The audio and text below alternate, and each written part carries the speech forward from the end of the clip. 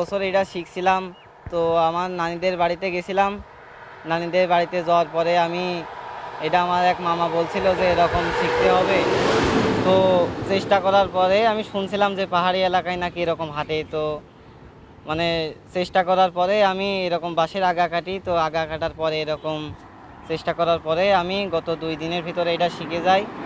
শেখার পরে তখন ভালো লাগে, আস্তে আস্তে আরও ভালো লাগে। তো ভালো লাগার পর আমি এটা আরও মন দিয়ে শেখার চেষ্টা করি।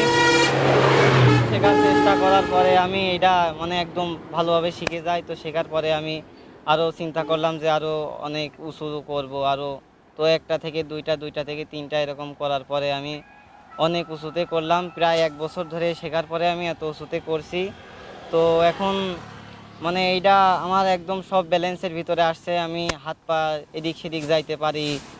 আমার 2টা পায়ের মতো আমি ইউজ করতে পারি। এই 2টা আমার হাতের মতো আমার এই 2টা দিয়ে আমি ব্যালেন্স করতে পারি।